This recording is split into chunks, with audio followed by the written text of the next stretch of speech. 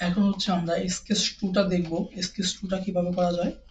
এই যে এটা হচ্ছে আমার পেজের স্কেচ 2। আমি এটাই আজকে প্র্যাকটিসটা করার চেষ্টা করব আপনার সাথে নিয়ে। আমি প্রতিবারের মতো একটা পার্ট নিয়ে নিচ্ছি।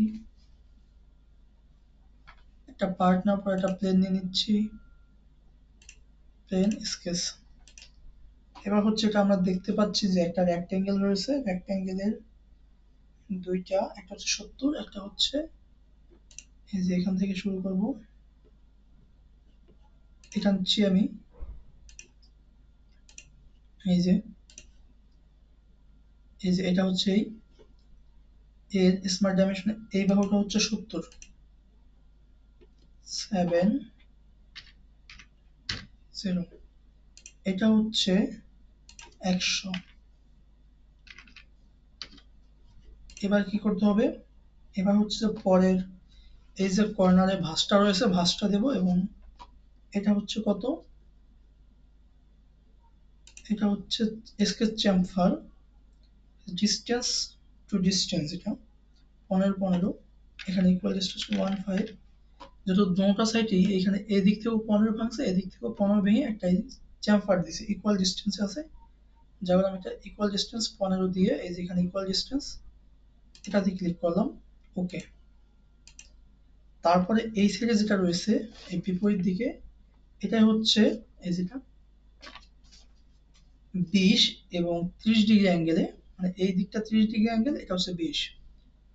এটা একটা চামফার নেই, স্কেচ চামফার অ্যাঙ্গেল ডিস্টেন্স এখানে হচ্ছে 20 20, আর অ্যাঙ্গেলটা হচ্ছে 30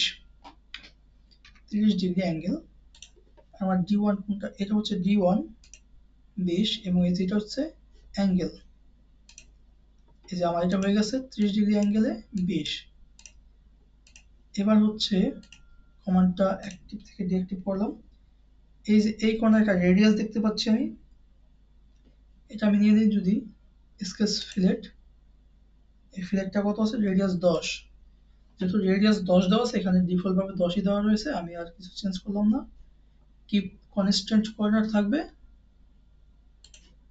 ওকে, শেষ। আমাদের আজকে যে দ্বিতীয় প্র্যাকটিস ছিল আমার এখানের, সেটি আমাদের কমপ্লিট হয়ে গেছে। এখন আমি এটাকে সেভ করব, ফাইল, সেভ অ্যাজ, অথবা সেভও দিতে পারি আমি। 2.1 না, এটা হবে 2।